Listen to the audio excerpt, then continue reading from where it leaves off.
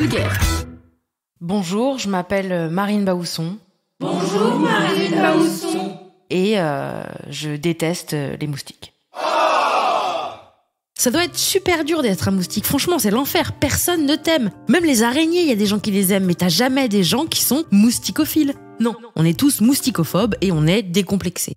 Et l'autre jour, après une nuit où j'ai servi de buffet à volonté gratuit à une horde de moustiques et où ma meuf ne s'est pas fait piquer une seule fois, je me suis interrogée. Les moustiques, qui sont-ils? D'où viennent-ils? Combien gagnent-ils? Quels sont leurs réseaux? À qui profitent leurs méfaits? Et surtout, où vont-ils l'hiver? Pour y répondre, j'ai regardé sur internet et je vais vous expliquer ce que j'ai compris. Comme je suis un ange tombé du bon Dieu, comme dirait ma sœur, je vais pas vous détailler toutes les images beaucoup trop zoomées que j'ai vues. Chacun et chacune est libre de faire ce qu'il ou elle veut de sa pilosité, mais les pattes de moustique... C'est dégueulasse. Première info, les moustiques respirent par l'abdomen. Bon, j'ai pas trouvé de vanne dessus, mais j'ai trouvé ça intéressant quand même, non? Sinon, le moustique, c'est un animal qui a 6 pattes, 2 grandes ailes, pas d'os, 2 antennes, une trompe. Ça fait en moyenne 1 cm, ça fait moins de 10 microgrammes, ça vole à 2 km/h, ce qui explique qu'on ait bien le temps de les entendre, ces petits bâtards. D'autant qu'ils battent des ailes 800 fois par seconde, et surtout, et ça les scientifiques omettent en général de le dire, et j'imagine que ça va vous choquer, mais je dis les choses, ça a un énorme potentiel de cassage de couilles. Il existe entre 3 et 4 000 espèces de moustiques et une des espèces les plus répandues en France, c'est le moustique Culex pipiens. Culex pipiens. Les gars, ils ont Q, X et pipi dans leur nom. Ça peut que être des insectes de merde. Bon, alors ils ont aussi ins, mais j'imagine que c'est pour se rattraper. Q, X, pipi et ins. Alors certes, c'est des moustiques, mais ce sont surtout des rébus. Et d'ailleurs, tant que je suis à balancer, voilà, je le dis, les rébus, c'est aussi chiant que les moustiques. Et tant que je balance, j'en profite aussi pour dire qu'un moustique mal enregistré ressemble quand même vachement à un bruit de paix. Exemple. Incroyable. Bon, mais revenons à nos moustiques. Les moustiques sont les animaux les plus dangereux du monde, loin devant les requins, les crocodiles, les ours et bien sûr les bébés chiots qui sont aussi très dangereux car ils me tuent de mignonnerie. Alors les moustiques ne sont pas très dangereux parce qu'ils nous prennent du sang. Franchement, ils nous prennent 10 microlitres, on peut faire tourner notre sang, on n'est pas des bêtes, on peut partager. Mais ils sont dangereux parce qu'ils peuvent transmettre des maladies comme notamment le paludisme, le chikungunya ou une maladie très dangereuse dont j'avais jamais entendu parler, la dengue. La maladie, elle est horrible, mais son nom est chambé par contre, la dengue. Je trouve que ça fait nom de danse alsacienne. Yopla, on a dansé la dengue toute la nuit avec Jessica, c'était dingue. À la limite, il filerait un virus dont ils souffrent à des gens, je comprendrais. Mais là, des moustiques, c'est que des asymptomatiques. Eux, ils souffrent pas. Ils aspirent le sang de quelqu'un de malade, ça les atteint pas, et pouf, ils le refilent à quelqu'un d'autre. C'est inadmissible. Pour eux, c'est pas des maladies, c'est des potins. Ça les concerne pas, ils notent l'info, et pouf, ils la refilent, et ça peut faire des ravages. Mais d'ailleurs, je dis mais je mets genre les moustiques qui piquent. Parce que les moustiques, c'est comme les abeilles. Les mâles ne piquent pas. Ce sont uniquement les femelles qui piquent, car les mâles sont végétariens. Ils se nourrissent de nectar de fleurs et basta. Donc les moustiques mâles servent aussi, comme les abeilles et les papillons, à la pollinisation, mais dans une moindre mesure. Les moustiques sont donc aussi la PMA des fleurs. Merci les moustiques mâles pour les hortensias. Et surtout, merci les moustiques mâles pour le chocolat, car oui, messieurs, dames, les moustiques sont presque les seuls à polliniser les cacaoyers. Donc si on a du chocolat, c'est grâce aux moustiques. Non mais fallait bien qu'on trouve une raison de les aimer, non? Franchement, moi j'arrête pas de réfléchir, mais je me dis que les fondants au chocolat valent bien 30 piqûres par jour, non? Ouais, j'avoue, faut voir. Les moustiques mâles sont aussi là pour féconder les moustiques femelles. Pour repérer les femelles, en fait, ils captent leurs battements d'ailes qu'ils perçoivent parce que les mâles, et uniquement les mâles, ont des longs cils sur leurs antennes qui, de fait, font qu'on dirait que les moustiques mâles font du drag. Bon, et aussi, j'avoue qu'ils ressemblent à des plumeaux. Les moustiques mâles. Sachet. Ouais. Bon, là, par contre, on est sur des moustiques exclusifs parce qu'en gros, une fois qu'un moustique a fécondé une moustique, elle n'aura plus de partenaire. Végétarien, mais pervers narcissique, le moustique. En gros, peu après qu'il et elle soient devenus adultes, bim, ils se pécho en vol. Ça dure 16 secondes en moyenne, ce qui veut dire 2 choses très importantes. D'abord que c'est aussi long que certains coïts humains, mais j'ai pas envie de parler de ma vie sexuelle. Et ensuite, ça veut dire aussi qu'il y a des gens dont le travail est de regarder des actes sexuels de moustiques. C'est le pire YouPorn du monde. Et le pire, c'est qu'ensuite, cette personne doit faire des moyennes. Imaginez la vie de ces gens. C'est-à-dire qu'à la fin de ces coïcs, les mecs, ils font tac 15 secondes. Ah là là, moins que Sylvie et Patrice. Ça va faire baisser la moyenne, ça, hein? Mais si ça se trouve, en vrai, ça fait 16 secondes leur coït parce qu'ils se sentent observés. Mais s'ils étaient pas observés, en vrai, ça ferait 47 minutes. C'est juste que là, ils sont timides, quoi. Mais bref. Ça a lieu en vol, ça dure 16 secondes et le mâle met ses spermatos dans la spermathèque de la femelle. Ouais. Les femelles moustiques, c'est comme les abeilles, elles ont des spermathèques, des endroits en elles-mêmes où elles peuvent stocker le sperme dont elles auront besoin tout au long de leur vie pour faire des bébés. Ces spermathèques-là, on les trouve pas chez Ikea.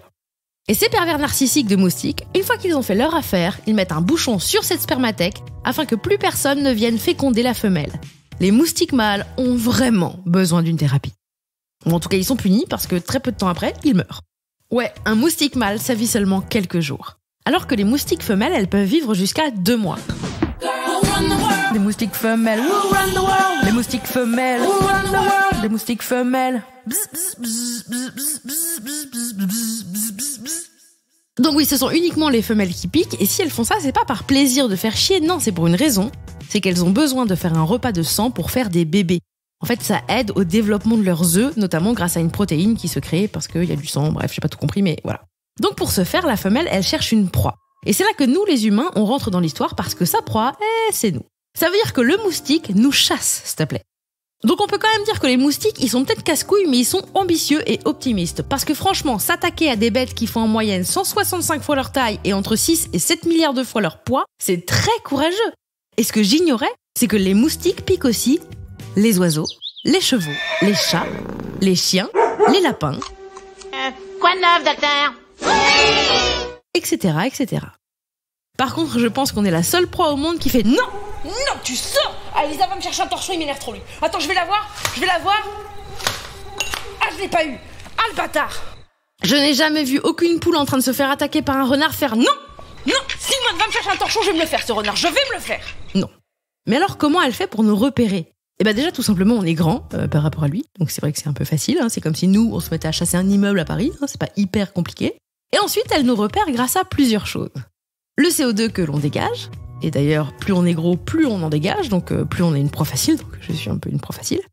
Certaines odeurs de sueur qui sont plus ou moins appétissantes pour elle. Et même certains sangs qui sont plus appétissants que d'autres. Par exemple, les eaux, c'est vraiment le top pour elle. D'ailleurs, faut savoir un autre truc, c'est que les moustiques nous piquent, mais ils nous goûtent avant de remplir leur abdomen de notre sang.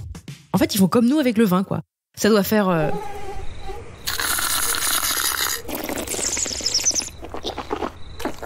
Eh merde, cet humain est bouchonné.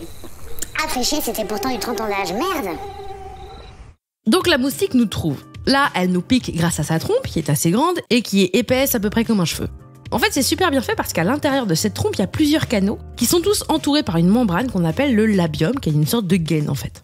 En fait, les trompes, c'est comme les câbles d'iPhone si vous voulez. Il y a un truc qui contient plein de petits tuyaux. Les 4 premiers canaux qui sont utilisés servent à découper la peau. Et c'est des sortes de petits couteaux si vous voulez. Le 5e canal sert à envoyer de la salive du moustique dans notre peau. Et cette salive contient un anesthésiant, ce qui fait qu'on ne sent rien pendant toute la durée de son opération. Elle contient aussi un vasodilatateur qui dilate les vaisseaux pour qu'il y ait plus de sang. Et enfin, elle contient aussi un anticoagulant qui permet que le sang ne coagule pas dans la trompe ou dans l'abdomen. Et enfin, le 6e et dernier canal, c'est une paille qui pompe le sang. Tant que son abdomen n'est pas rempli, elle reviendra piquer sa proie si jamais elle a été dérangée. Genre que vous avez bougé pendant son festin, du coup elle est partie, elle va revenir. Alors sur le moment, ça nous fait pas mal et on sent rien, mais assez vite, ça peut gonfler, ça peut devenir rouge et ça peut gratter. En fait, cela vient du fait que le moustique nous a administré une petite dose de salive. Donc, pour notre organisme, ce sont des corps étrangers. Il envoie donc lui aussi tous ces petits soldats qui vont combattre le danger. Donc les démangeaisons et le gonflement, c'est parce que notre corps se défend. C'est beau, hein? D'ailleurs, a priori, gratter, ça ferait que ce serait pire en fait. Il y a aussi des gens, et ça je les jalouse beaucoup, qui se sont accommodés aux piqûres de moustiques et qui sont devenus insensibles. Donc parfois quand les gens disent « Non, je me suis pas fait piquer », en fait, il et elle devraient plutôt dire « Je me suis fait piquer mais je l'ai pas senti parce que je suis insensibilisé à la salive de moustique en fait. » Donc ce qui est quand même vraiment plus long et j'avoue plus énervant. Non, je pense qu'il vaut mieux qu'il reste sur « J'ai pas été piqué ». Le sang sert donc à faire des trucs dont la femelle a besoin pour fabriquer ses œufs qu'elle pondra 48 heures après son repas de sang. Ensuite, elle continuera sa vie et ira repondre. Dans sa vie, on estime qu'elle pondra d'ailleurs environ 5 fois 200 œufs, soit 1000 œufs. Les femelles pondent dans l'eau et en général, ce sont plutôt des eaux stagnantes, genre des marais, des vieilles mares ou leur endroit préféré du monde entier, les flaques qui se forment dans les vieux pneus. C'est d'ailleurs comme ça que plein de virus voyagent. On balade des vieux pneus en bateau et quelques jours plus tard, les bébés éclosent dans un nouveau pays rempli de la maladie qu'ils ont apportée avec eux. 2 jours après la ponte, les œufs vont éclore et devenir des larves qui vont vivre dans l'eau en respirant par le cul qui reste à la surface. Et ça c'est vrai, ils respirent par le cul. Une semaine plus tard, les larves deviennent des nymphes. Et moi je pensais que les nymphes c'était des divinités mythologiques, mais visiblement c'est aussi des genres de fœtus de moustiques beaucoup moins jolis. Les nymphes explosent alors... éclosent. Les nymphes éclosent... Ça serait drôle. Oh, un moustique. Mais non. Les nymphes éclosent alors au bout de 24 heures et ça devient des bébés moustiques qui en fait sont considérés comme des moustiques adultes. Il n'y a pas le temps de niaiser chez les moustiques. Tu nais, t'es adulte, point. Et alors ce qui est incroyable chez les moustiques, c'est que les larves peuvent se mettre en veille et hiverner le temps de trouver un climat qui leur convient bien. Donc elles restent larves tant qu'il le faut. Et c'est pour ça qu'elles disparaissent l'hiver, ces petites connasses, n'est-ce pas, Jamy ? Énorme! Enfin, en tout cas pour nous en hexagone, parce qu'il y a plein d'endroits dans le monde où des moustiques, il y en a souvent tout le temps. On a super peur en hexagone, particulièrement des moustiques tigres, car c'est surtout eux qui peuvent transmettre les maladies les plus graves et les plus mortelles. Il y a d'ailleurs en France de grosses actions de démoustication, c'est un vrai mot, parce qu'il semble important de contrôler le nombre de moustiques qu'il y a sur le territoire pour pas se laisser déborder. Mais en même temps, il faut qu'il y en ait quand même assez pour que les moustiques puissent accomplir leur fonction dans la chaîne alimentaire. Parce que oui, les moustiques servent à quelque chose. Ils ont un rôle pollinisateur déjà, je vous en ai déjà parlé sur le truc du chocolat là. Ils ont aussi un rôle de recyclage parce que les larves se nourrissent de déchets. Et enfin, ils servent de nourriture à certaines espèces comme les chauves-souris, les batraciens, les oiseaux, les libellules, etc. Et ce qui est très particulier avec les moustiques, c'est que les renouvellements de génération sont très rapides, vu que ça ne vit qu'entre 15 et 60 jours. Et une femelle, en plus, ça peut pondre 2000 œufs en tout. Donc les moustiques, ils évoluent, ils mutent et assez rapidement, ils deviennent résistants aux insecticides. J'ai vu une femme scientifique expliquer que les moustiques étaient là avant les hommes et qu'ils ont résisté à tout alors qu'ils seraient sûrement là aussi après. Car oui, les moustiques étaient déjà là au temps des dinosaures, c'est un vrai truc. On a retrouvé notamment un moustique vieux de 100 millions d'années. Il était coincé dans de l'ambre. D'ailleurs, il me semble que c'est un peu le point de départ de Jurassic Park, non ?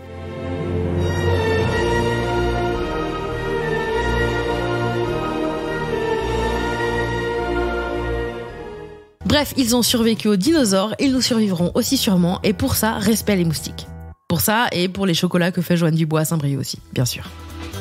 Voilà, ça c'était les moustiques, mais en vulgaire.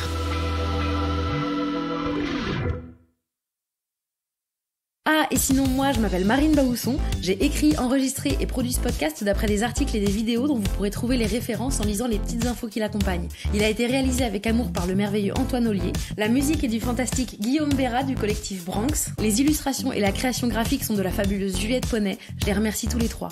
Enfin, Vulgaire, c'est tous les lundis. Alors abonnez-vous pour ne rater aucun épisode. N'hésitez pas d'ailleurs à mettre des étoiles, à commenter, à vous abonner à mon Instagram et aussi à bien vous brosser les dents tous les jours. C'est hyper important. Gros bisous et merci.